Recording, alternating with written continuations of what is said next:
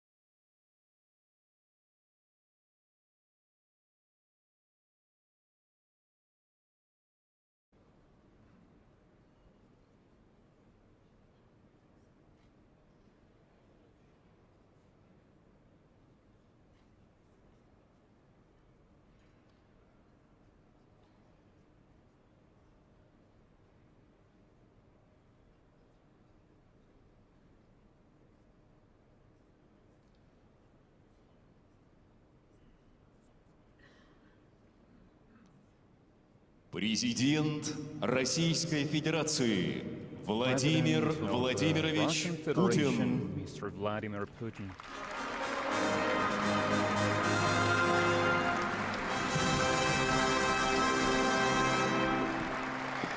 Добрый день, прошу вас. Добрый день, Good afternoon.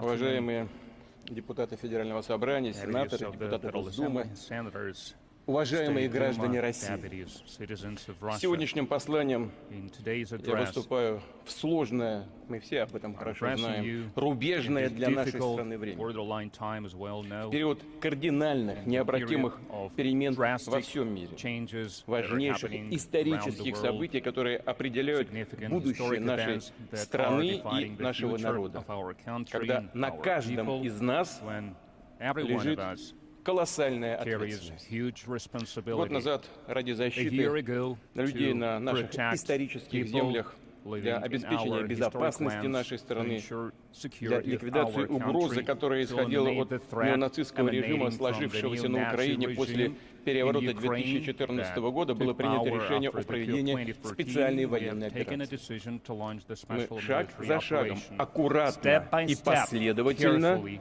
and будем consistently, решать we стоящие are перед going нами to задачи. resolve the outstanding tasks. Начиная с 2014 года Since Донбасс 2014, сражался, Donbass отстаивал has been право fighting жить на своей for земле, its right говорить to live на in родном their land, языке. to speak their Боролся native и language. не сдавался в It has условиях fought, and блокады it has и not постоянных given up обстрелов. under the blockade and Нескрываемой constant ненависти shelling со стороны киевского and режима, hatred верил shown by и the ждал, Kiev regime. They что were Россия waiting придет and на помощь. expecting and hoping that Russia will come to its aid. Между тем, и вы это хорошо знаете, мы делали все возможное, действительно все возможное для того, чтобы решить эту проблему мирными средствами. Терпеливо вели переговоры о мирном выходе из этого тяжелейшего конфликта. Но за нашей спиной готовился совсем другой сценарий. Обещания западных правителей, их заверение о стремлении к миру на Донбассе обернулось, как мы теперь видим, подлогом, жестокой ложью. Они просто тянули время, занимались крючкотворством, закрывали глаза на политические убийства, на репрессии киевского режима против неугодных, на издевательства над верующими. Все больше поощряли украинских неонацистов на террористические действия на Донбассе. В западных академиях и училищах натаскивали офицерский состав националистических батальонов, поставляли оружие. И хочу особо подчеркнуть, что еще до начала специальной военной операции велись переговоры Киева с Западом о поставках на Украину и систем ПВО, и боевых самолетов, и другой тяжелой техники. Помним мы и о потугах киевского режима заполучить ядерное оружие. Ведь говорили об этом публично. США и НАТО ускоренно разворачивали у границ нашей страны свои армейские базы, секретные биолаборатории. В ходе маневров осваивали театр будущих военных действий, готовили подвластный им киевский режим, порабощенную ими Украину к большой войне. И сегодня признаются об этом. Они же признаются об этом публично, открыто, не стесняясь. Они словно гордятся, упиваются своим вероломством, называя и Минские соглашения, и нормандский формат дипломатическим спектаклем, блефом. Получается, что все то время, когда пылал Донбасс, когда лилась кровь, когда Россия искренне, я хочу это подчеркнуть, именно искренне стремилась к мирному решению, они играли на жизни людей, играли, по сути, как говорят в известных кругах, крапленными картами. Этот отвратительный метод обмана уже не раз был опробован и раньше. Также бессовестно, двулично они вели себя, разрушая Югославию, Ирак, Ливию, Сирию. От этого позора никогда им не отмыться. Понятие чести, доверия, порядочности не для них. За долгие века колониализма, диктата, гегемонии они привыкли, что им все позволено. Привыкли плевать на весь мир. Оказалось, что также пренебрежительно, по-господски они относятся и к народам своих собственных стран. Их-то они ведь тоже цинично обманули баснями или обманывали баснями о поиске мира, о приверженности резолюциям Совета Безопасности ООН по Донбассу.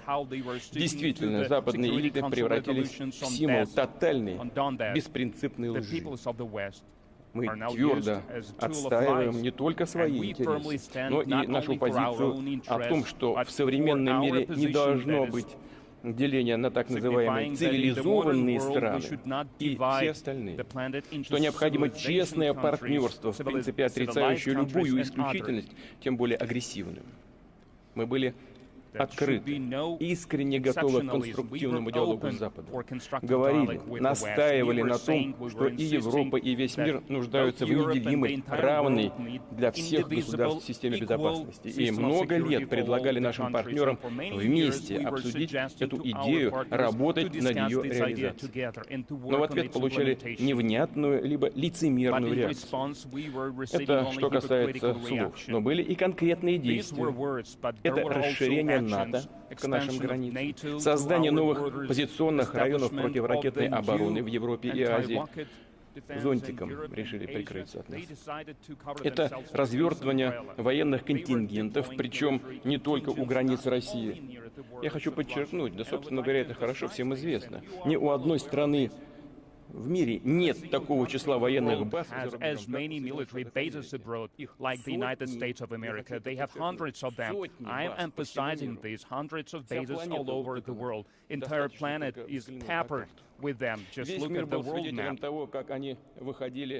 world was witnessing how they were withdrawing from arms agreements, в одностороннем порядке разрывали основополагающие соглашения, поддерживающие мир на планете. withdrawing from the agreements that preserved peace on the planet. Why did they do this? It was not by chance. And finally, in December of 2021, we officially sent to the United States and to NATO draft agreements on the security guarantees. По всем ключевым, принципиальным для нас позициям But on all the key items of this draft agreement, we Тогда окончательно стало понятно, что отмашка на реализацию агрессивных планов дана, и останавливаться they agreed to follow the path of aggression, and they did not want to stop. The threat was getting bigger and bigger. The information that we were getting left no doubt that by February of 2022, they were preparing a punitive operation in Donbass. Back in 2014, the Kiev regime was using artillery, tanks, and planes against Donbass. We all remember those images when they were bombing Donetsk from the air. They were launching airstrikes against Donetsk and other cities. Back in 2015, again, they attempted to attack Donbass directly. And they continued to blockade, to shell, to launch serious attacks against civilians. And it contradicted absolutely the resolutions adopted by the Security Council of the UN. Absolutely, completely. But everyone pretended like nothing was going on. And I would like to reiterate this. It was them who unleashed this war. And we just used the force, and we are using this to stop the war.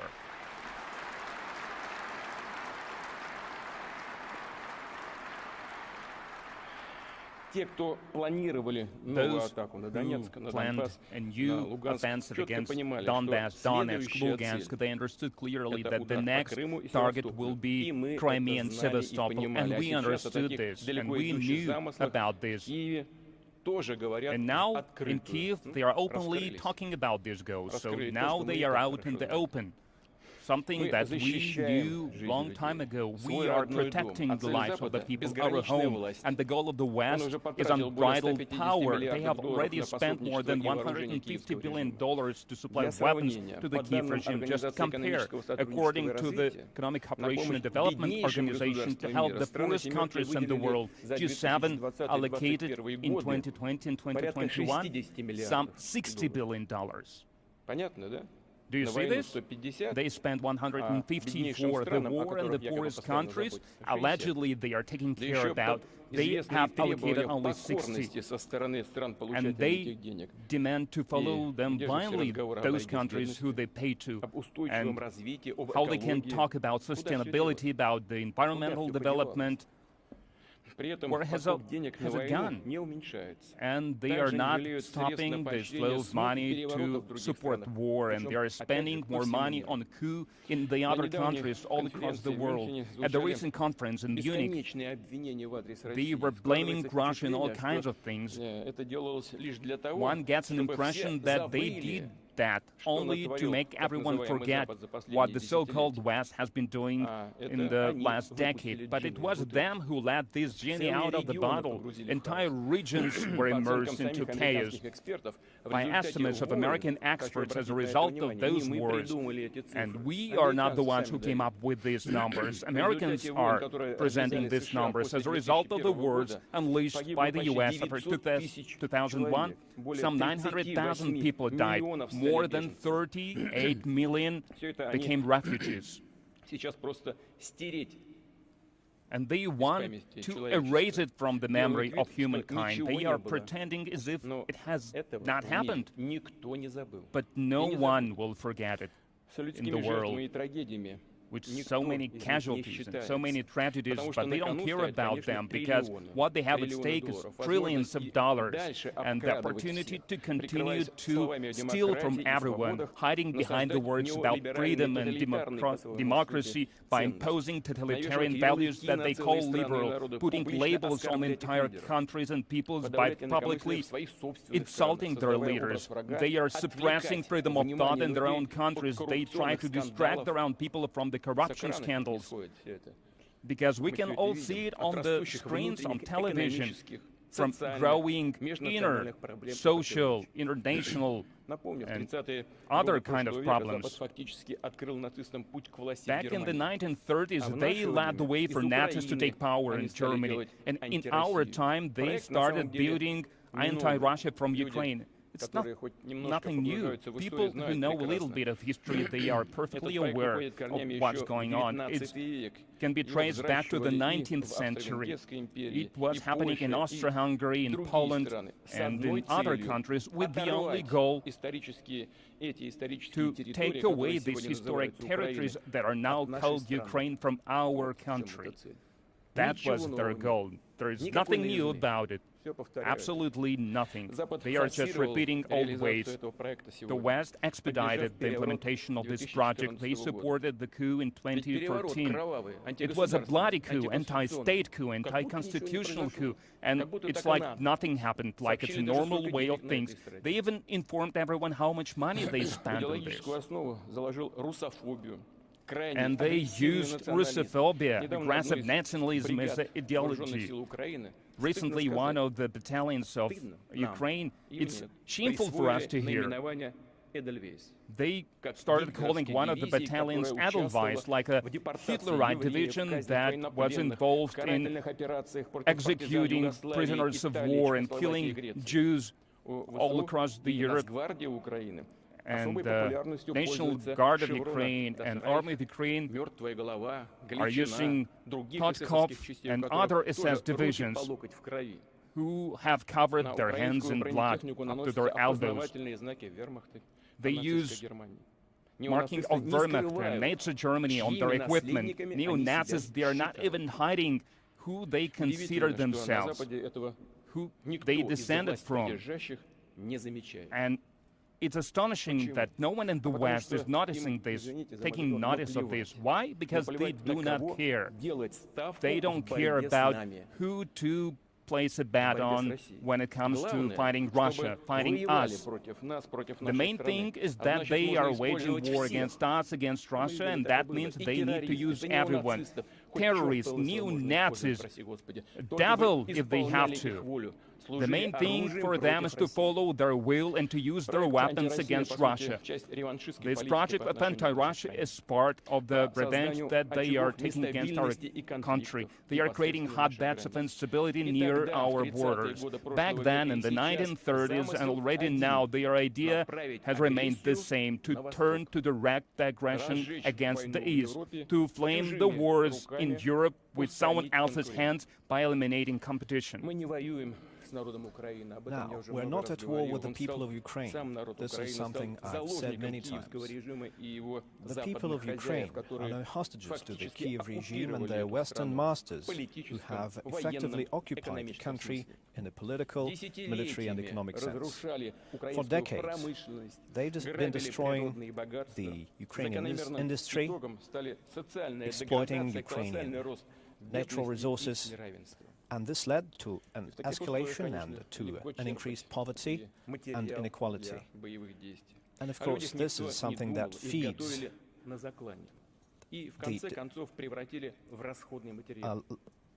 the feelings that fuel the war. It is truly a sad situation where people are being sacrificed for this war. The responsibility for stoking this war is entirely on the shoulders of the Western elites and the Kiev regime, who views the Ukrainian people not as their own people, but as someone else. And they're not serving their national interests, but Western interests.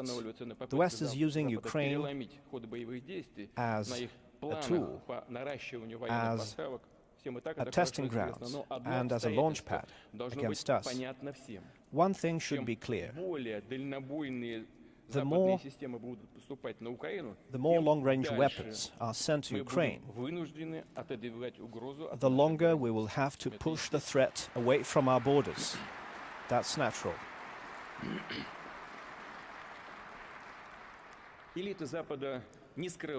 The Western elites do not conceal their goal of effecting a strategic defeat on Russia. That is their words. That means that they want to take us off the map. They want to turn the local conflict into a global confrontation. And this is how we understand this, and we will respond adequately. Because this is now about the very existence of our country. But they cannot ignore the fact that Russia cannot be defeated on the battlefield. So they're waging increasingly aggressive information attacks, first of all targeting the young generations, lying on every step, distorting historical truth, attacking our culture, the Russian Orthodox Church, and other traditional religious institutions in our country. Now look at what they're doing with their own peoples. They're destroying the institution of family, their cultural and historical identity, and various perversions with regard to children up to pedophilia are accepted as the new norm, and priests are forced to recognize and officiate same-sex weddings. People can live however they want, and we in Russia have never intruded into people's private life, and we're not going to do that. But what we want to say is maybe they should take a look in the scripture, into the holy book of any great religion. It says that the family is a union between woman and man.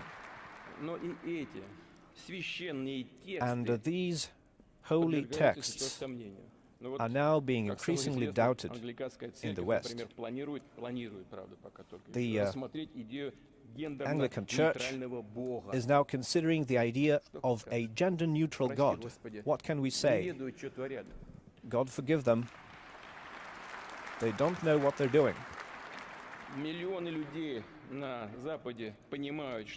Millions of people in the West realize that they're being led towards a spiritual catastrophe. People are going mad, and this does not seem to be treatable. But this is their problems, and it is our duty to protect our children, and it's something that we are going to do, to protect them from degradation. It is obvious that the West will be trying to shatter our unity and support traitors who despise their native land and who want to have a profit on their country's troubles. Those who choose the path of traitorship, who carry out terrorist attacks against our country, who undermine the security and unity and integrity of our country, are being supported by the Kiev regime, but we're not going to engage in witch hunts. We're not going to exact revenge on those who took the wrong step, who made the wrong choice. What's most important is that Russian people give a moral assessment to those actions. And we're very proud that our multinational people and the majority of Russian citizens have adopted a principled position with regard to the special military operation. They understood what we're doing and they supported our actions in Donbass. This was a true show of patriotism, of the feelings that are historically characteristic of our people. It's something that we see in our history, and it's a way that we see that our fate is the fate of our country. They're one and the same. Friends, I would like to thank all of you and the entire people of Russia, to say thank you to the soldiers and officers in the army, in the navy, in all parts and units of the armed forces, to the volunteers of Donetsk and Lugansk, to those who fight as part of the Parts Army Reserve. And I apologize for not being able to list all of the parts of our society. When I prepared the speech, I had a long list of the heroic units, and then I decided to take it out because, as I've said, it's not possible to name every one of them. So I don't want to leave anybody out. So I bow down before the parents and spouses of those who fight in the special military operation, the doctors and nurses, the sanitary instructors and the railway workers and truck drivers who carry supplies for the front line, for the builders who restore civilian facilities and those working several shifts at defense manufacturing facilities, and those who strive to make our country more secure and more prepared. I want to say thank you to the teachers who take care of the younger generation, especially those who work in the difficult and dangerous conditions near the front lines, and various cultural figures who come to the front line to cheer up our soldiers, the volunteers and journalists, first of all the military correspondents who risk their lives at the front line to tell the word, the truth, the leaders of Russian traditional religions, and especially military priests whose sermons inspire our soldiers and officers, civil servants and business people, those who carry out their civil and human duty.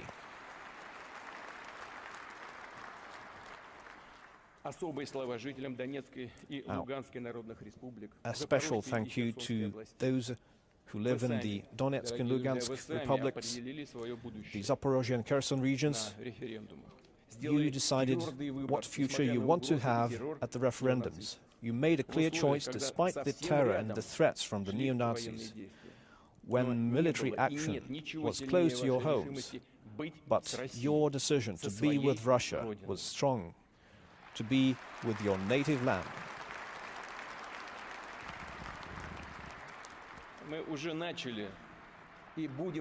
We have already begun, and we will continue.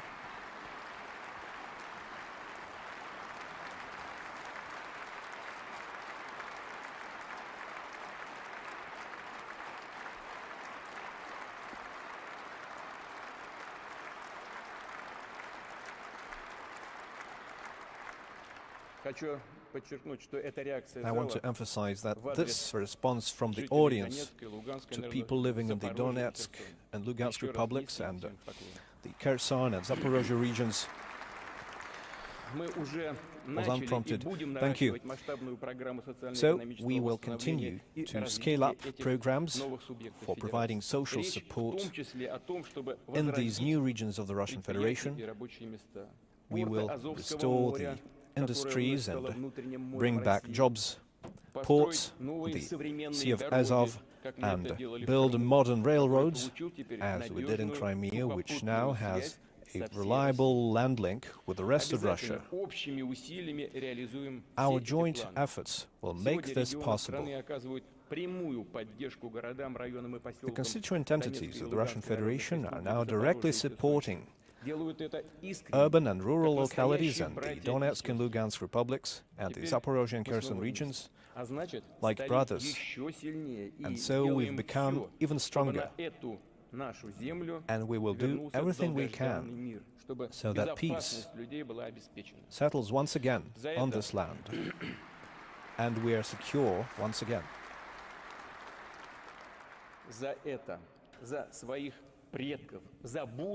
This and our ancestors and the future of our children and grandchildren, restoring historical truth is what our soldiers, our heroes are fighting for today.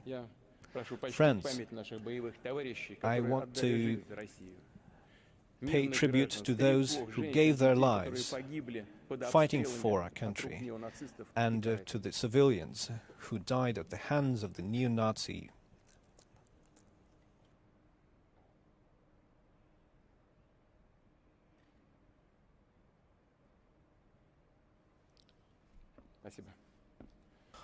Thank you.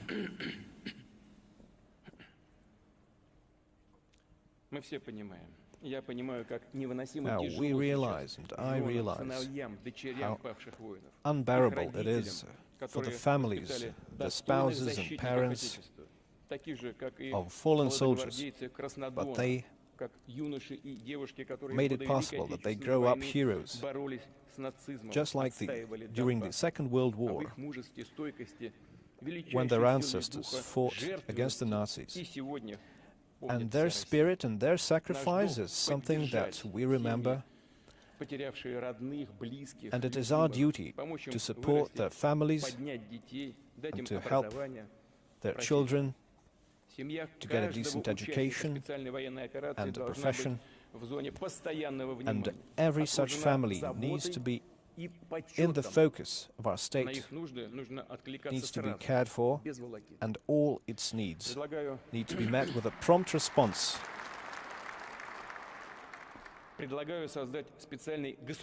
I suggest that we establish a state foundation that will support families of fallen soldiers and veterans of the special military operation. It will coordinate the provision of social, psychological, and medical aid, and providing resorts, vacations, and help people get jobs and improve their professional skills. get new professions, and an important task for the Foundation would be organizing home-based care for everyone who needs it to a higher level of equality. So I request the government, all those tasked with social policy and the regions of the Russian Federation to make sure that this happens. The procedure should be open and transparent, and the procedure should be simple, on a one-stop basis, without any red tape. So every family, I want to emphasize this, every family of a fallen soldier, every veteran should have their own personal social worker or coordinator, который в ходе личного общения в режиме реального времени будет решать возникающие вопросы. who will solve all the problems in real time. We must make sure that this foundation is operational during this year in all regions.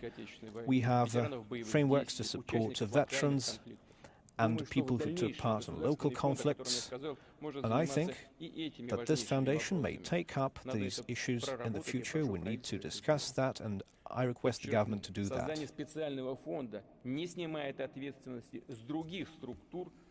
But this does not lift responsibility from other state agencies. I expect every region, every department to pay the closest attention to the veterans of former soldiers and officers and their family. And in this regard, I would like to thank the heads of the regions, mayor of the cities, who meet with people, who travel to the line of contact, to the front line, and they support their fellow citizens. And here is what I would like to emphasize especially. Now, draftees and volunteers and officers and soldiers of the army are thinking about the supplies for them and about the remuneration for their wounds and injuries that they receive, the health care and the requests that the governors are receiving, and the ombudsman on the rights of human rights. We receive a lot of these requests, and it means that a lot of problems are still not resolved, so we need to take care of every individual case. And obviously, serving in the zone of special military operation is a heavy burden for everyone involved, and they are taking risks for their lives on a daily basis. So I think for all the military servicemen, for all the participants of the special military operation, including volunteers, they should receive holidays at least once a year, no less than 14 days, and the travel arrangements as well, so that every soldier could visit their families, be around their loved ones. Colleagues, as you know, we have approved by the presidential decree the plan to develop the armed forces for up until 2025, and the work on its implementation is in progress. We are introducing necessary adjustments, and our next steps to strengthen our army and fleet, to develop the armed forces now and in the future. It should be underpinned by the military experience we are gaining during the special military operation. It is of utmost importance to us, and it's very important to us. And the nuclear forces of Russia is more than 91% of its state-of-the-art systems. And now we'd like to reiterate, considering the experience that we are getting, we should receive the same high-quality level across all the components of our armed forces.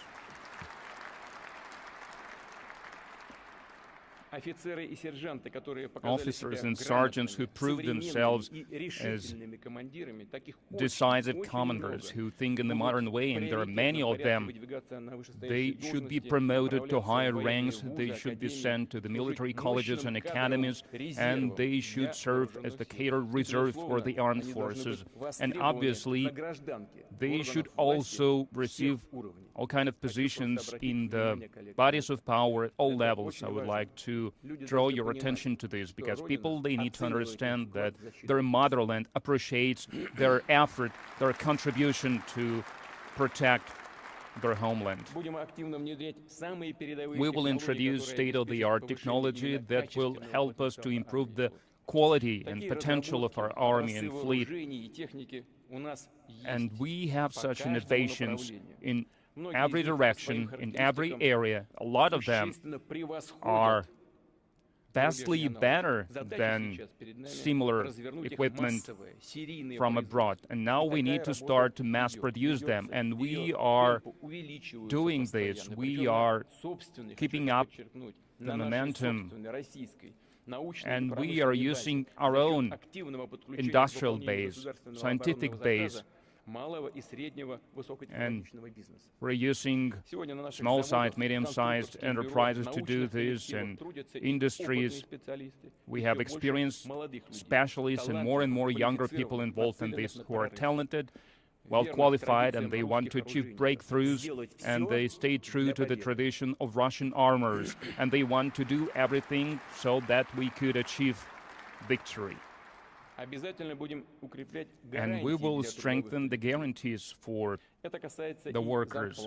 It goes for salaries and allowances and social security. I suggest to start a special program on the subsidized rent housing for the defense industries. And the rate should be lower than across the market, because the larger share of the rent will be paid by the state for such employees. We talked about this with the government, so I instruct to work on all the details of this program and not to delay the construction of such housing as soon as possible. First of all, in the cities that are important for our defense efforts and for our research efforts. Dear colleagues, like I said, the West has unleashed not only military and information, but also economic war, but never.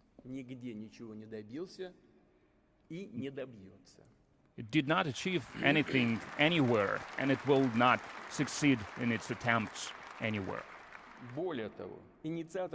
Furthermore, those who are imposing those sanctions, they are punishing themselves. They provoke the price growth, job losses, shutdown of enterprises, energy crisis in their countries, and they are telling their citizens, and we hear that, they are saying that Russians are to blame for all of this. What tools they were using against us in this sanction aggression?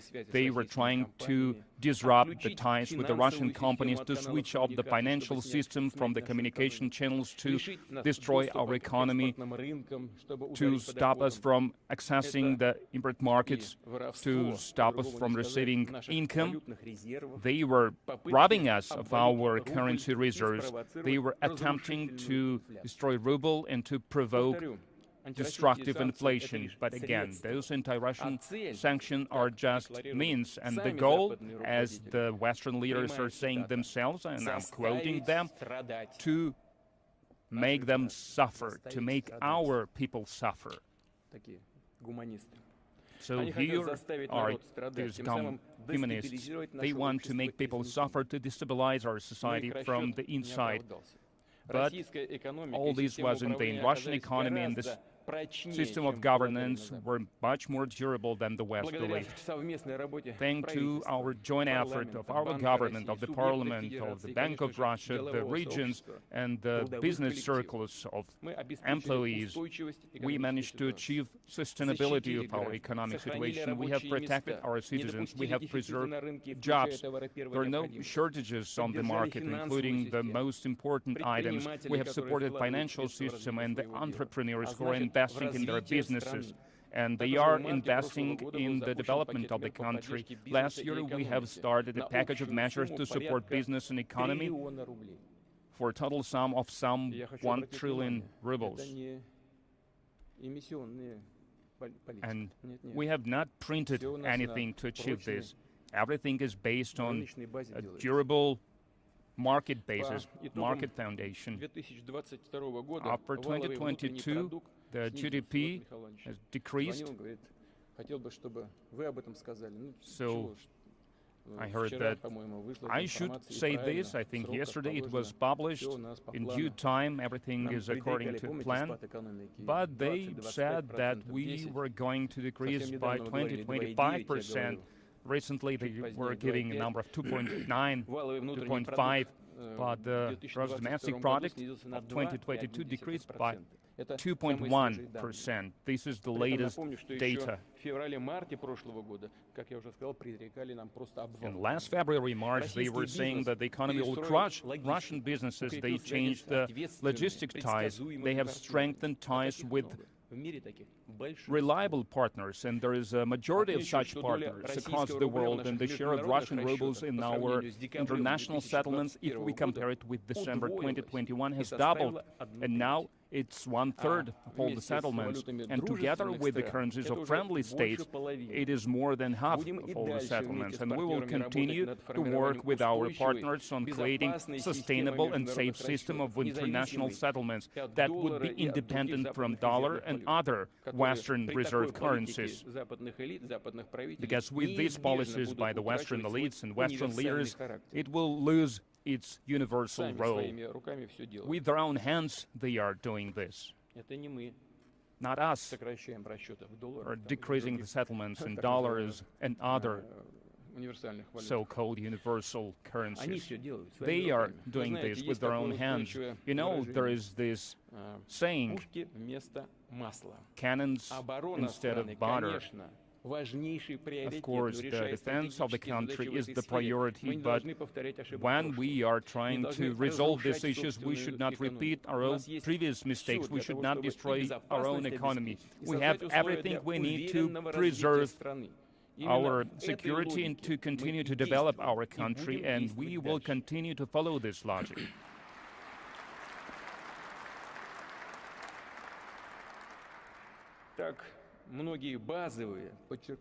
And many basic civilian areas of Russian economy has not increased their output. Housing, for the first time in the modern history of our country, the construction of housing exceeded more than 100 million of square meters. As for our farming last year, it doubled its growth. Thank you very much. I would like to bow down to our farmers. Russian farmers has a record harvest, more than 150 tons of grain, more than 100,000 tons of wheat. Till the end of the 30th June of 2023, we will be able to reach a total export volume of grain to 55 or even 60 million tons. 10, 15 years, it seemed impossible. It seemed like something that is impossible to achieve. Maybe you remember, and some of you probably might, not that long ago. We have Deputy Prime Minister and Minister of Agriculture. We had 60 million in total, and now 55 or 60 we are going to export. That would be our export potential. I am convinced that we have every opportunity to achieve the same breakthroughs in other areas. There were no decreases in the job market, and we have decreased unemployment. Even against all the difficulties, our employment market has become more comfortable, has become better than it was before. Before the pandemic, we had 4.7% the unemployment rate. And now it's 3.7, I think. Is it? 3.7. That's the record low number. The economy of Russia has overcome the risks it has. Yes, a lot of them. A lot of those risks were impossible to calculate in advance. We had to react on the fly whenever we faced it, both at the state level and at the businesses level. we were trying to make prompt decisions. And I would like to mention the private initiatives of the medium-sized and small-sized businesses. We should not forget about this. We have evaded too much red tape and regulating the economy to make it more dependent on the state. What's also important, the decrease in the economy was only in the second quarter, and in the third and in the fourth quarter, we have seen the growth. We have reached the new cycle of the economic growth. Per estimates of the experts, of the pundits, its structure is now changing, reaching a new quality level. We are looking at the new global markets, including our own inner market, the scientific and technology employees, not only selling our resources abroad, but achieving additional value. It allows us to tap into the great potential that Russia has in all the areas. Already this year, we can forecast the growth of the inner demand. I'm sure that our companies will use this opportunity to increase the output, the production of the most in-demand commodities, to fill in the niches that were elaborated after the Western companies have withdrawn. Now we can see the full picture. We understand that the structural problems that we need to resolve in logistics, in technology, in finance, in personnel. We kept talking about the need to change the structure of our economy over the last years. And now these changes, it's something that we must do.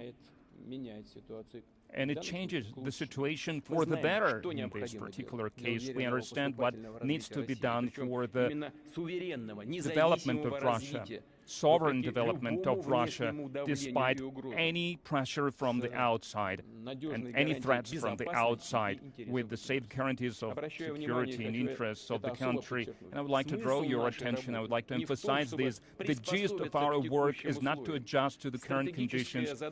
Strategic goal is to bring our economy to the new level, new horizons. Everything is changing now, everything is changing fast.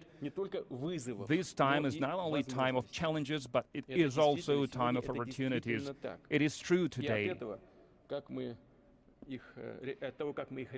And our future depends on how we will implement it. We should get rid of all the differences, all kind of personal problems that we might have in our state bodies. Everything should be aimed at achieving a goal. Successful launch of Russian companies, small family enterprises, will be a victory to us.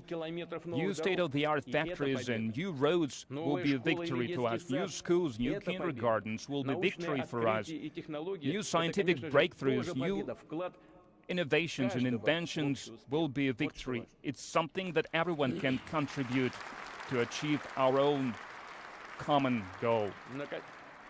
На каких направлениях нужно сосредоточить партнерскую работу государства, регионах, what areas do we need to focus on? In terms of the cooperation between the states and the businesses, we need to expand promising economic ties and build new logistics corridors. The decision has already been made to extend the Moscow-Kazan highway to Yekaterinburg, Chelyabinsk-Tyumen, and then to Irkutsk and to Vladivostok, connecting with Kazakhstan and China, which will expand our ties with Asian countries.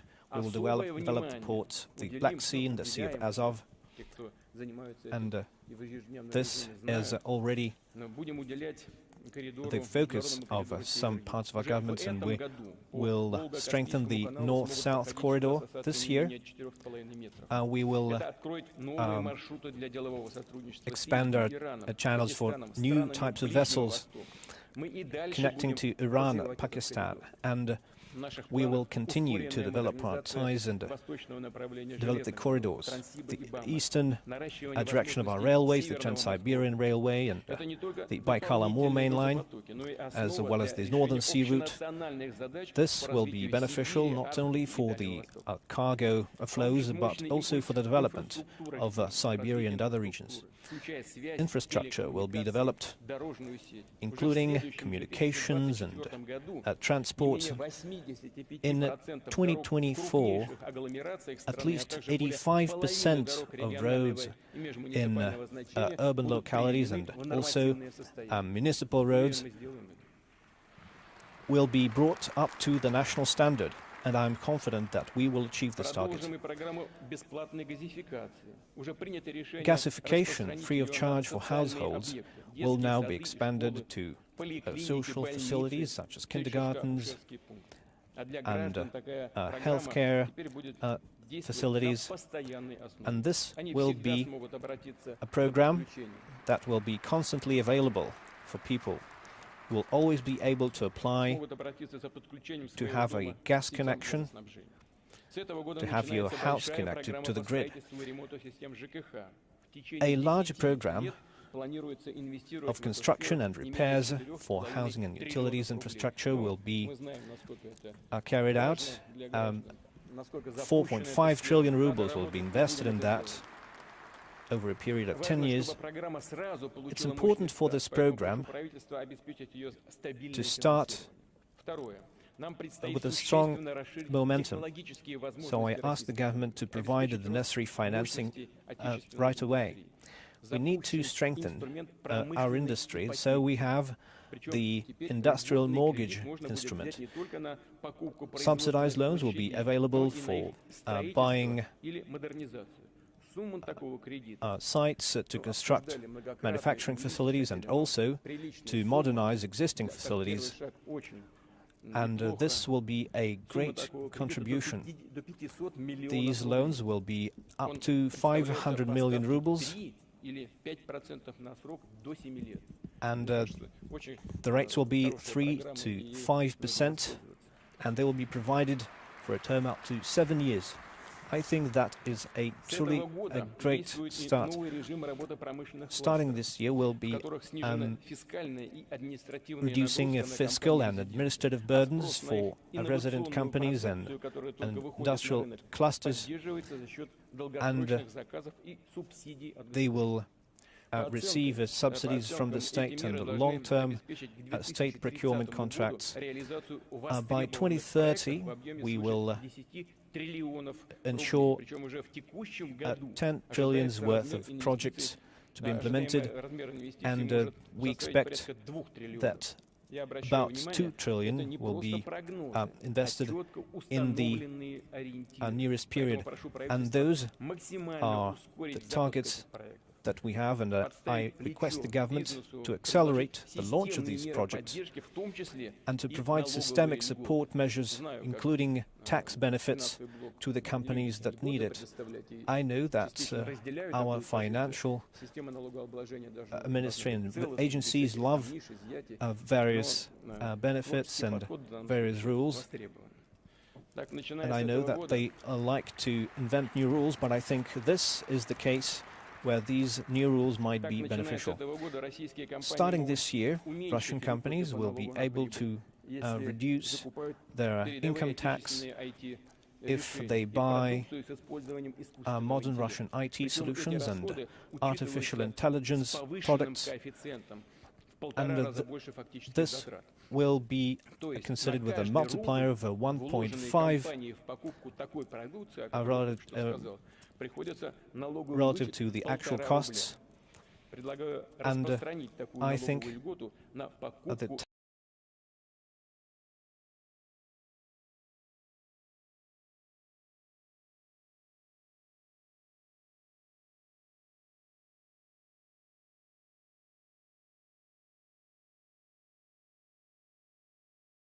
tax used solutions.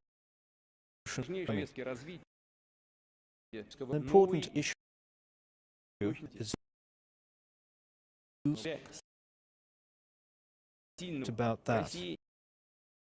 Russia has a strong need countries, and so worry about Russian assets.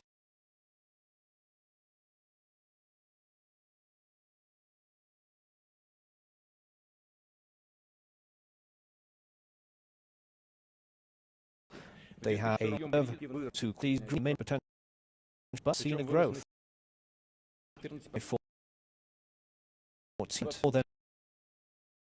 than 2012 was net in and for the mortgage by 4 the banks ended the year with not just 3 and sustainability. And the second inflation of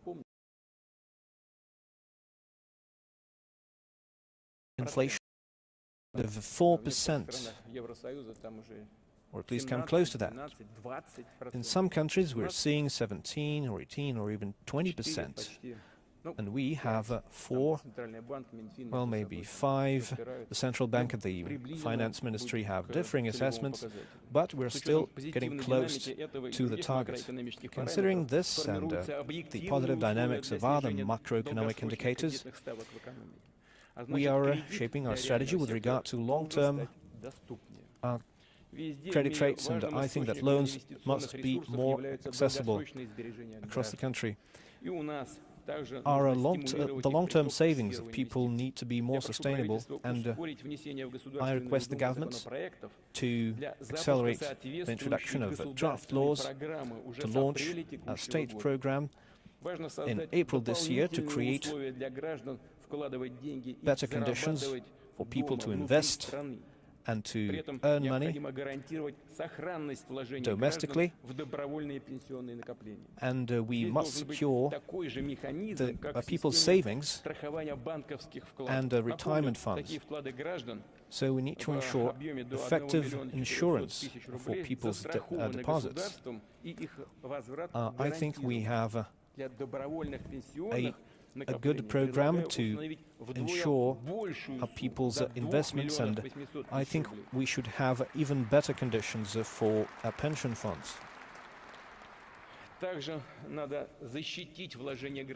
We must also protect people's use of longer-term investment tools, and including ensuring against bankruptcy, and additional support is needed to bring in more capital to growing businesses. They must have access to domestic stock exchanges on better terms, and terms should be better both for companies and for buyers of shares. And the freedom of entrepreneurship is a very important aspect. All the attempts to contain Russia and to limit Russia showed that Russia is able to adapt and grow in difficult conditions. So every initiative that aims to help the country must be supported. And I think it is a good step to revise some criminal law provisions concerning the economic crimes. The state is reviewing the situation in this area, and we should not ignore the crimes that happen, but we should not have an excessively punitive approach, and we will have consistent and good work in this regard, and I request the government to work with the parliament and to suggest additional measures to accelerate the de-offshorization of the economy. Businesses and key sectors of the economy must operate in the Russian jurisdiction. This should be the basic principle. And in this regard, colleagues, I will just add a little philosophical part. So what I wanted to say is we remember the problems and imbalances that the late Soviet economy faced. So after the dissolution of the Soviet Union and its planned economy and the chaos of the 90s, the country started to create a new economy based on market relations and private property. And it took its lessons from Western countries. There were many countries who wanted to advise, and we thought that it was sufficient to just copy their models. Though I remember that the Europeans and the Americans had some disputes on how the Russian economy should develop. But what did we get? The Russian national economy became West-oriented to a large extent, and it was mostly viewed as a source of raw commodities, and the reason for that is clear. The Russian business, which was mostly oriented towards getting a quick profit, like businesses are wont to do, and the best source of a quick profit was found in selling natural resources, such as oil and other resources. So they didn't think about long-term investment. So the more value-added sectors of the economy only developed weakly, and we needed to break this trend and to reverse it. We had to restructure the system of governance to support investment, and we do have substantial results. But we need to remember the situation where our big businesses developed and evolved. Western companies had access to capital, and the best markets were in the West, and so capital started flowing to the West. And so, instead of modernizing production facilities, instead of creating new jobs here in Russia, companies spent their money to buy elite housing abroad, and business people tried to invest in luxury purchases, and they tried to be rich and to show it off. And of course, having connected themselves to the West so much, they sent their children abroad to study, and it became very hard to disassociate from the West, because we lived in a Western paradigm economically. The West started to be seen as a safe haven and a place where you could always land. It turned out to be an illusion, and those who planned their future in the West and wanted to go there after they get enough money were ultimately scammed out of their money. I remember that I said, speaking to representatives of the Russian businesses, that they would face a lot of trouble trying to get their riches back in various offices in the West, and that's how it turned out. And now I will add one simple thought. None of the ordinary citizens of Russia had any pity for those who lost their money in Western banks. They do not feel bad for those who lost their mansions and yachts, and in the kitchens people are speaking about the privatization that happened in the 1990s, when the enterprises that were built by the entire countries were sold cheap, and the luxury of the so-called nouveau riches from Russia. What's also important, all those years after the collapse of the Soviet Union, the West attempted to put post-Soviet states on fire and to finish off Russia as the biggest part of our historic state. They were encouraging, they were pitting international terrorists against us. They were provoking regional conflicts along our borders. They were ignoring our interests, and they were using economy tools to suppress us, to contain us. And larger Russian enterprises. Why? I'm saying this. Larger Russian businesses are responsible for strategic enterprises, for thousands-strong collectives. They define the situation in the region. So the situation when the owners, when the administrators of such businesses are dependent on the states who pursue unfriendly policies towards Russia is a big threat to us, to our security, to the security of our country. And such state of affairs we cannot tolerate.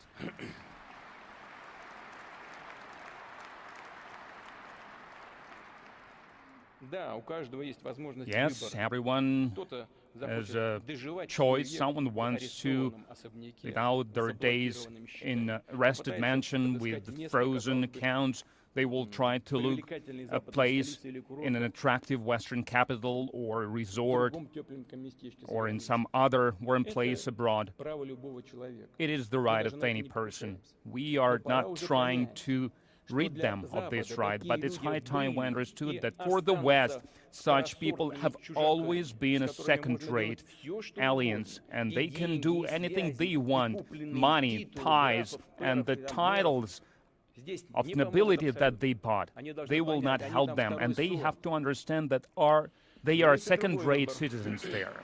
But there is also another choice. To be with your country, with your motherland, to work for your fellow citizens, not only to launch new enterprises, but to change around yourself for the better.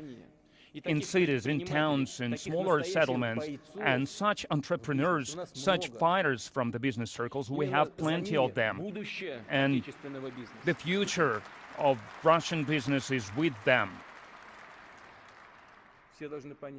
Everyone has to understand the source of well-being, of welfare should be here, in their home country, in Russia.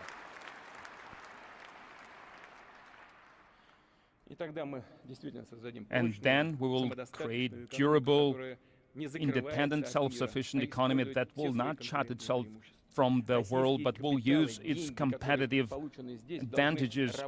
Capitals, money that were earned here must be used to develop the country. We have so much potential in developing infrastructure, inner tourism, and other areas in fields of the economy. I would like to be heard by those who faced this aggression from the West. Trying to run around and beg, to humiliate yourself to return your money will not help. It's useless, especially now when you understand who you are dealing with. You should not hang on to the past. You should not try to sue them, to beg them to return something. You should change your life, your ways. And you are strong people. I'm talking to our businessmen. I know a lot of them personally for many years. They are strong people who have vast experience. You should start new projects. You should make more money, invest this money in Russia, invest in new jobs, in schools, in universities, in science and healthcare, in culture and sports. Only this way you will both multiply your capitals and you will yield the gratitude of people generations to come. And the state and society will support you in this effort.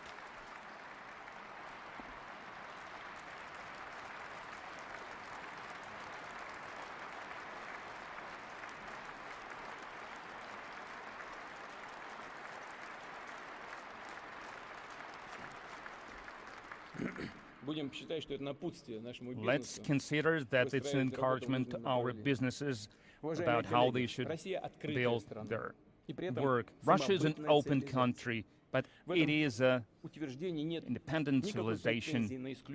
We are not trying to consider ourselves exceptional or superior, but this civilization is ours. That's the main thing. We inherited it from our ancestors, and we should preserve it for our descendants. and we should pass it on. We will develop cooperation with our friends, with everyone who is willing to work together.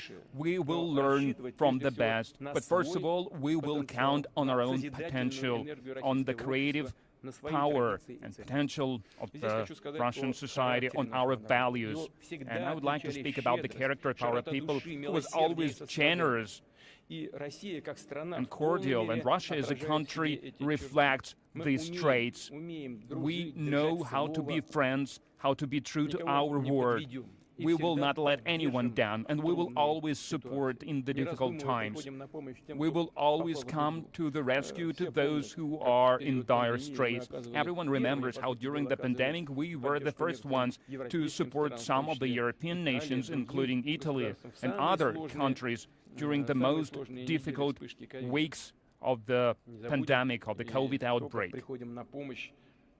And we come to the aid when there is an earthquake, like it happened in Syria and in Turkey. The people of Russia is the foundation of the sovereignty of Russia. It's the source of power. The freedoms and rights of our citizens are guaranteed by the Constitution. Despite all the external challenges and threats, we will not walk away from them. And in this regard, I would like to emphasize that the elections, both to the regional and local administration and presidential election of 2024, will be held in accordance with the law, in accordance with all the democratic and constitutional procedures. Elections, as always, is about approach and resolving social and economic tasks. The political forces are consolidated about the main thing, and the main thing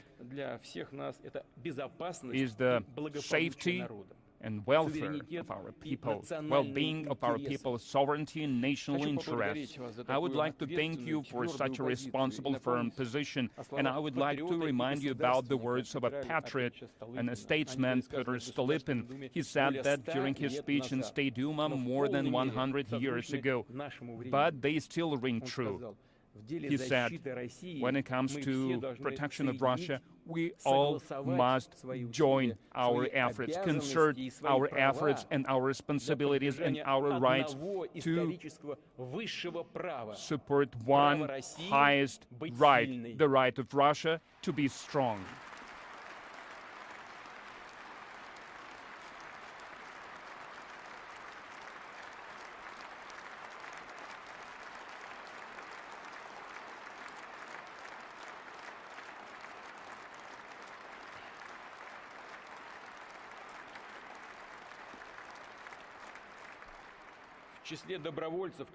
Among the volunteers that are now at the front lines, there are State Duma deputies and from the regional parliaments, representatives from our various level of municipalities, from the cities and districts and rural villages. All the parliamentary parties and movements are contributing to the humanitarian relief for the front line. Once again, thank you for such a patriotic position. A huge role to strengthen the civil society in resolving day-to-day issues is the local administration, the closest administration to the people.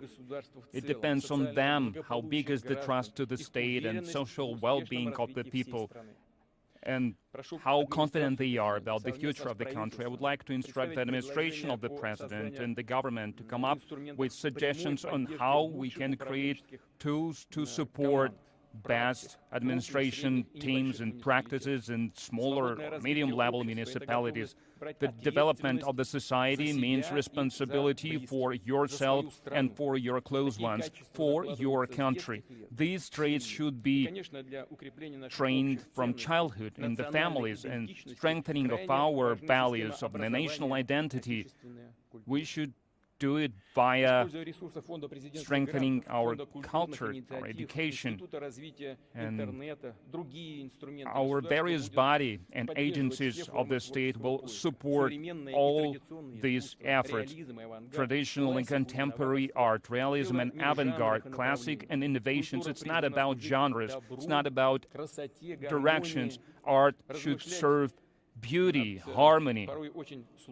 Sometimes it should set controversial questions about life, but the main thing, it should not destroy the society, but to bring out the best qualities in a man.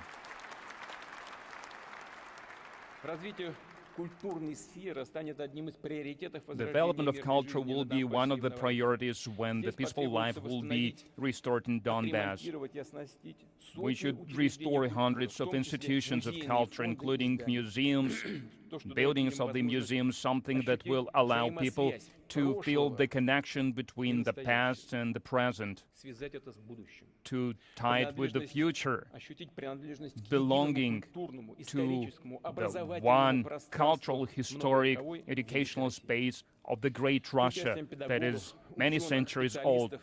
Teachers, scientists, specialists should help us to improve the quality of our higher education in liberal arts, in history, in geography, in literature, so that our younger people could learn as much as possible about the great past of our country, about its culture and traditions. We have very talented younger generation that is eager to work for the future of our country in culture, in science, in sports, in business, and in administration. It is for such people new horizons of professional growth is given by the such programs as Leaders of Russia and Leaders of Renovation that is now being held in the regions. Some of the participants of these programs have volunteered to join the army. A lot of them are working at the liberated territory. They help to restore the civilian peaceful life, and they act professionally and they act as true heroes. Because this school of combat cannot be replaced and substituted with anything. These people are ready to risk their lives for their homeland, wherever they work, wherever they go. And I would like to emphasize, it is those who were born in Donbass and Novorossiya will be the main pillar, should become the main pillar in developing these regions, and restoring these regions. I would like to address them, and I would like to tell them that Russia is counting on you.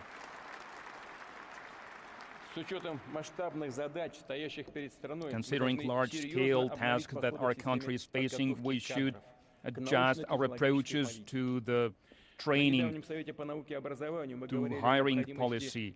We have talked about the need to clearly define the priorities, to focus our resources on achieving concrete and principled scientific results. First of all, in those areas where we have good foundation and that are of critical importance for the life in the country, including transport, energy, the community system, healthcare.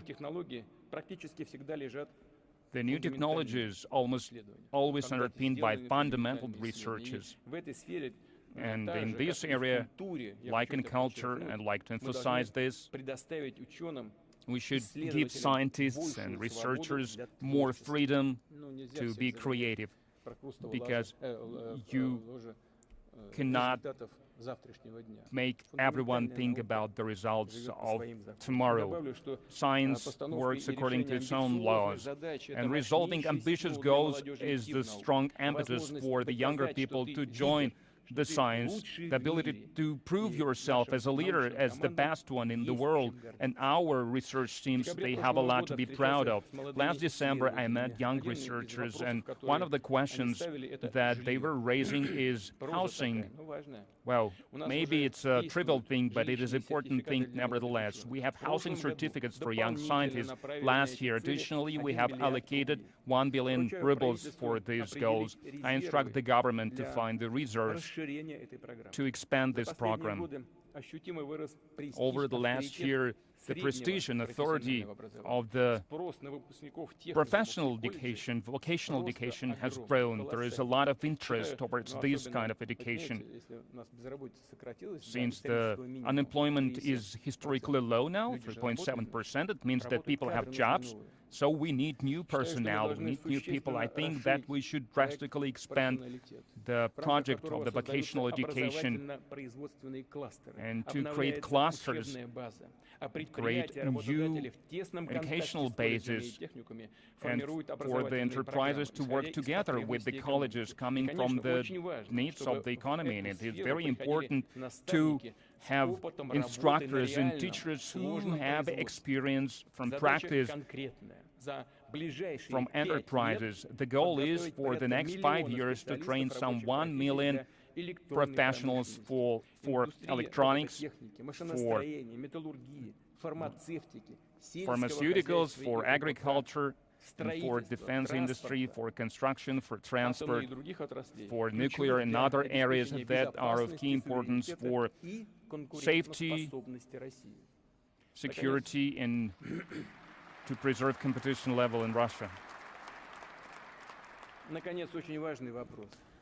And finally, the very important issue of our universities.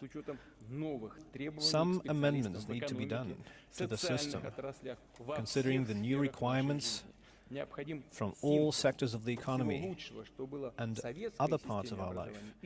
We need to combine the successes of the Soviet system and the experience of the recent decades. And here I'd like to suggest the following. First, we need to return to the basic training of people with higher education that has been traditional for our country.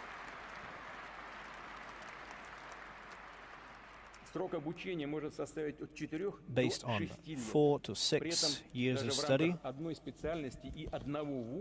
and one university could provide different programs for one and the same type of education depending on the requirements of the sector. And if a person has received education on a narrow field, they may continue their education on a master's program. And we also must have graduate programs for those who want to engage in teaching or research. Jointly with the Parliament, we'll need to elaborate amendments to the education and employment law. We'll have to think this through really good, because our young people need to have new opportunities for education and for employment and professional development. So I repeat, they need to have opportunities and not problems.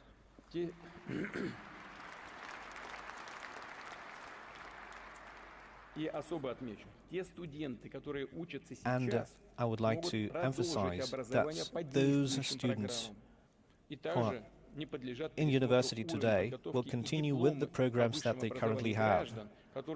And the education certificate and the diplomas of those people who have already received education should not lose and should not lose out in the situation. So this needs to be monitored closely in order to make this happen. This year is a year of the teacher, and teachers are very important. They are building the future of our country, so we need to raise the prestige and the awareness of the role of the teacher in our country, so that parents teach their children that they need to feel grateful and that teachers respect parents and the role of the family. Let's always remember that.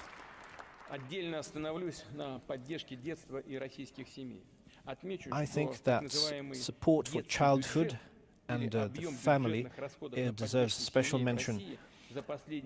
Our budget for such support measures has grown several times over. It's one of the fastest growing sections of the national budget. And I would like to thank the Parliament and the government for their consolidated approach to our national priorities. Starting February 1st, the maternity capital will be indexed to reflect the actual inflation for last year, that is 11.9%, and this now also covers people living in the new regions of the Russian Federation.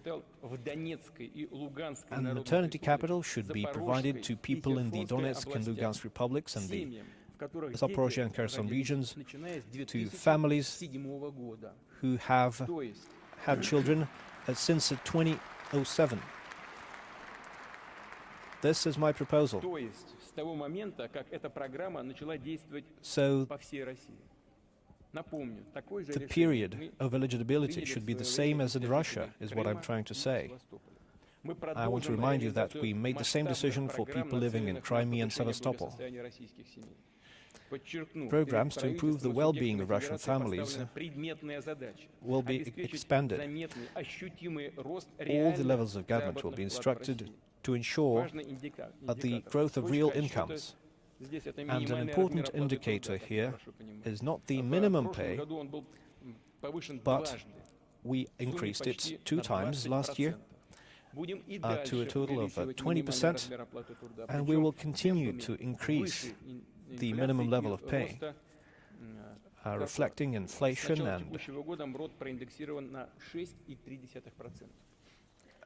we have already reflected inflation to the level of 6.3% since the start of this year, and I suggest that we carry out an additional indexation of 10%. This means that the minimum pay will grow by 18.5% to be 19,242 rubles. Now, as regards the tax system and adjusting it to benefit the Russian families, starting this year, families with 2 children or more will not have to pay real estate taxes if they want to buy a new apartment or house. We need to make wider use of such instruments. There has been a significant demand for those. Families can use them to raise their quality of life, and I suggest that we increase the budget to support families with children, to support their education, and I think that 13% of the growth in the increased payments, 13% of families' expenditures in a number of purposes will be compensated to a level of 13% at least. And we need to be proactive, providing support on a remote basis and promptly, so that it does not become a burden to the families. The demographic situation directly depends on the situation in the social sphere. I know that many Russian regions are willing to accelerate the modernization of social infrastructure and to help people relocate to new houses where their current housing is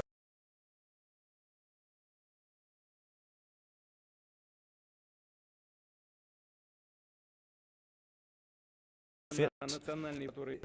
For the budgets of those projects will be available starting this year.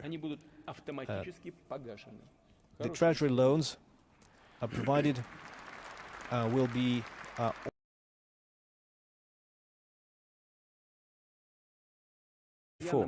and we will monitor this closely, and I suggest that the State Council's Commission on Economics and Finance keeps this in their focus. We need to make sure that the facilities being built today are built to a high level of quality, and the financial resources provided are used efficiently. This includes the modernization of primary healthcare. we launched a program to this effect in 2021, and I asked the heads of regions not to forget about this. We need to provide actual, tangible results. We need to make a difference in the quality of healthcare. And I also instruct the government to adjust the laws necessary to renew the fleets of medical vehicles and provide additional equipment so that checkups can be conducted in remote regions. Schools and other facilities will receive additional repairs and refitting, and most of them will be located in rural areas. This year, a similar work will be carried out in the Donetsk and Lugansk People's Republics and the Kherson and Zaporozhye regions. It's a very significant work, and it's something that we see very well. Starting in 2025, funds to repair schools, kindergartens, and colleges will be provided on a systemic basis, so that the situation where buildings are unfit for use do not happen anymore. Now, we have the target from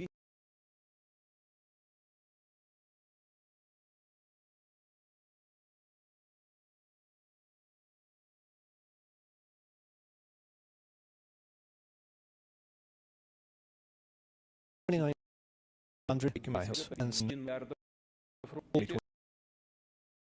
400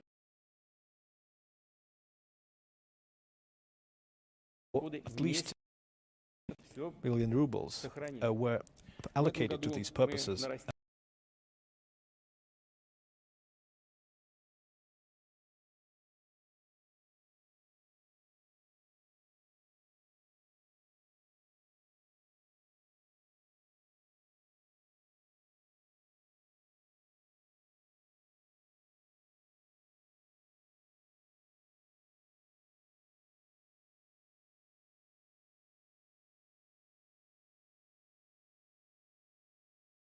In the renew infrastructure in the regions. I suggest that the government adds another 50 billion rubles in order to renew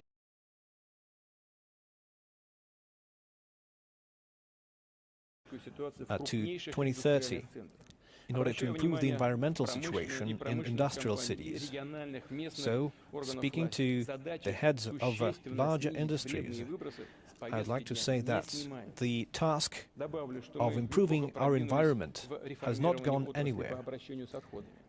And we have been reforming our waste recycling industry, aiming to achieve a closed-cycle economy, and we are also working with the legacy facilities and waste collection sites, the dumps that have already been accumulated, and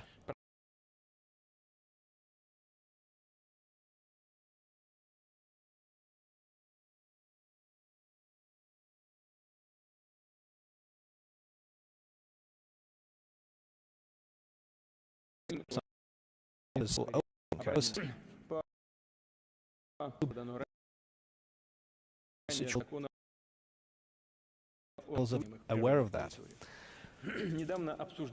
We recently discussed the laws on specially protected natural areas with our colleagues. The law should give a clear definition of what can and what cannot be built, developing the tourist. So I request the State Duma to deliver this on this law.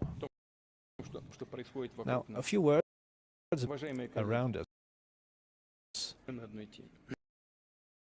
Everything I want to speak about.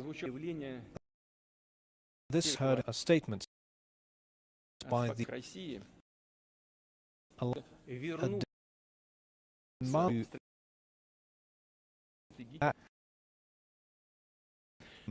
observing the treaty on strategic arms, including allowing it to carry out inspections on our nuclear sites. Well, that really sounds absurd. We are aware that the West directly complicit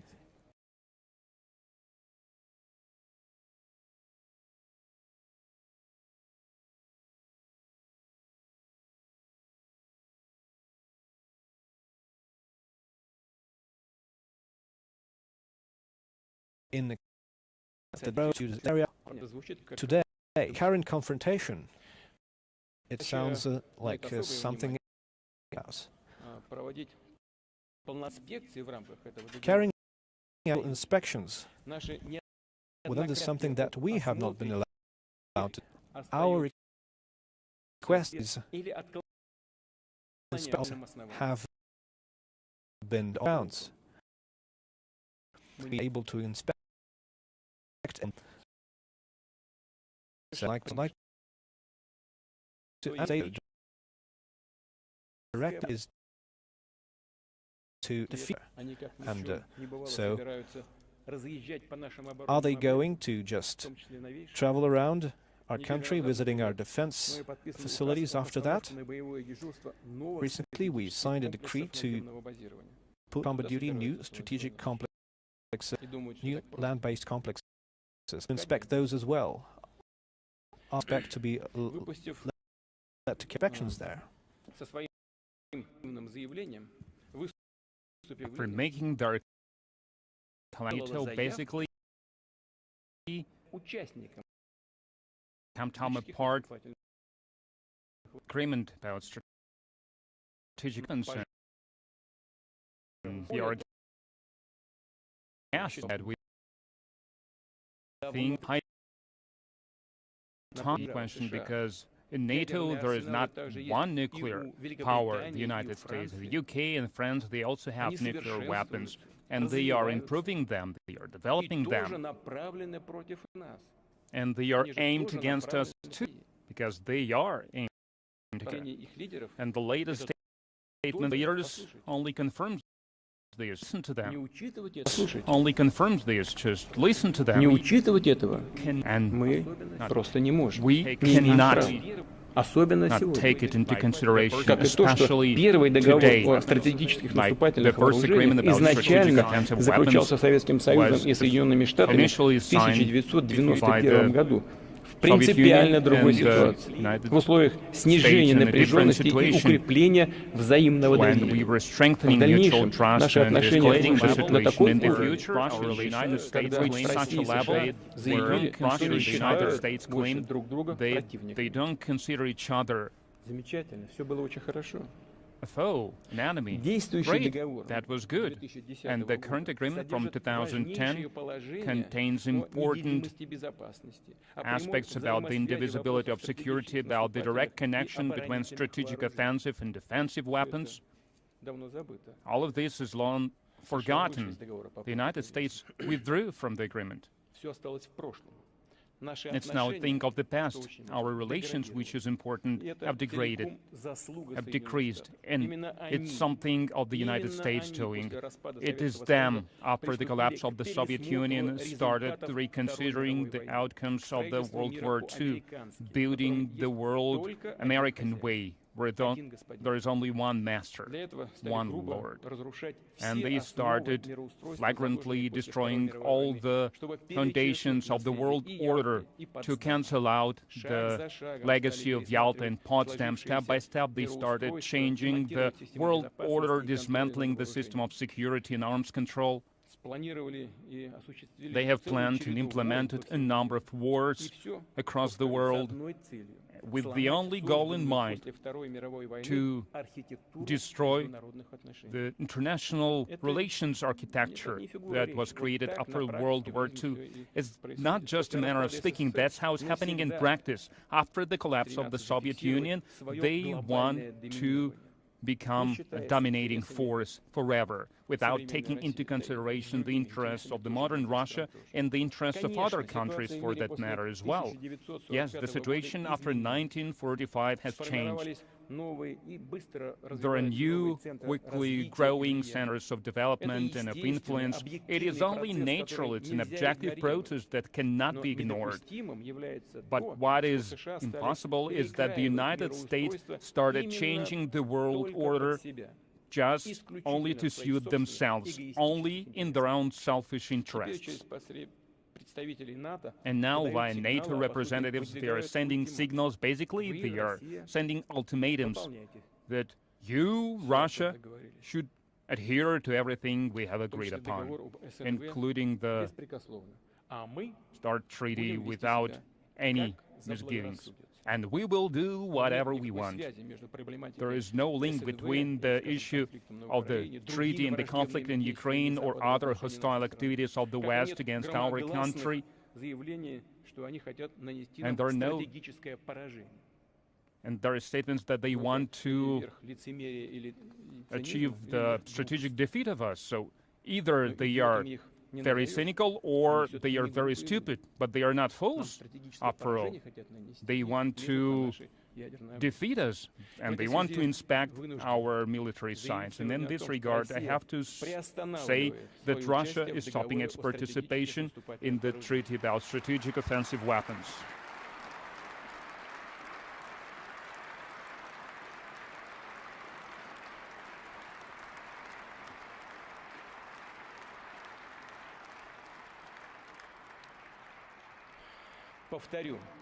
I will reiterate once again, it does not, we do not withdraw from the treaty, but we are putting it on hold. But before we go back to discussing this matter, we need to understand first, what do such countries from North Atlantic Alliance as France and the United Kingdom want, and how can we consider their strategic arsenal, which is offensive part of the offensive potential of the alliance. With their statement, they say that they want to be a part of the process. Thank God, we do not mind it. But don't try to lie to everyone again to show that you want peace, that you want detente. We know that some of the nuclear weapons are almost out of their term, and we are perfectly aware that some of the officials there, they think about testing their nuclear weapons, considering that the United States, they are developing new types of the nuclear armaments. We have such information, and in this situation, the Defense Ministry and Rosatom should also prepare to test Russian nuclear weapons. Of course, we are not going to be the first ones to do this, but if the United States will hold their tests, we will follow the suit. No one should have these dangerous solutions that global nuclear parity can be destroyed.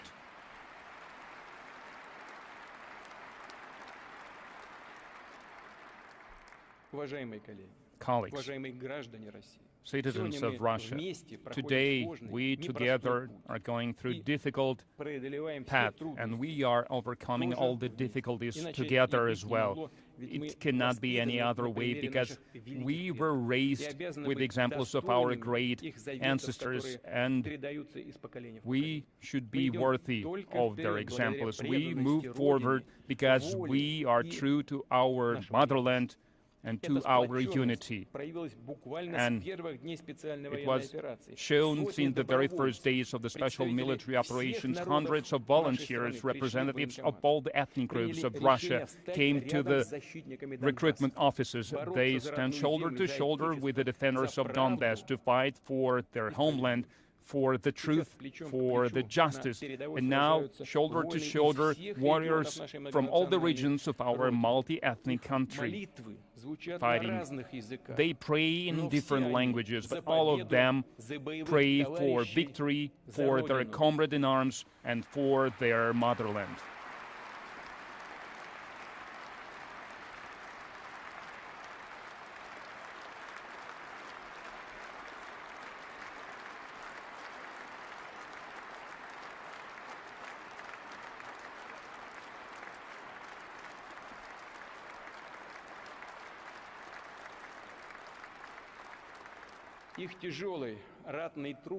Their heavy exploits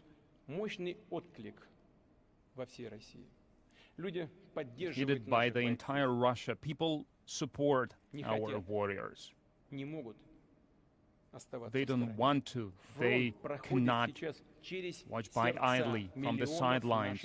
The front line is going through the hearts of millions of our people. They are sending medical supplies, communication means, transport, warm clothes, and so on and so forth to the front line. Everything that helps to save our lads. I know how letters from the children, from the school children, are warming the hearts of our warriors, because it is the most valuable thing to them. They take it with them to combat, because sincerity of children's wishes is something that is touching them to tears. The warriors understand what for they are fighting, who they defend. It is important for the warriors and their families and for civilians in the care that the volunteers are giving them. They are also acting courageously under the shelling. They are evacuating children and elderly. They are supplying the conflict zone with water and clothes. They are creating refugee centers. They help in the hospitals and along the line of contact. They are risking their lives to save other people. United Front has gathered more than 5 billion rubles. So many donations continue to flow. It is important for everyone to continue to contribute, both larger enterprises and businessmen, but what is especially touching and inspiring the situation when people with modest income are sending part of their pensions, of their salaries to donate. Such a unity to help our warriors and civilians in the combat zone, to refugees, is very important. Thank you very much for this sincere support, for this unity, for helping each other, because something that is of huge significance, something that cannot be overestimated. Russia will stand up to any challenges, because we are one country, we are one big and united people.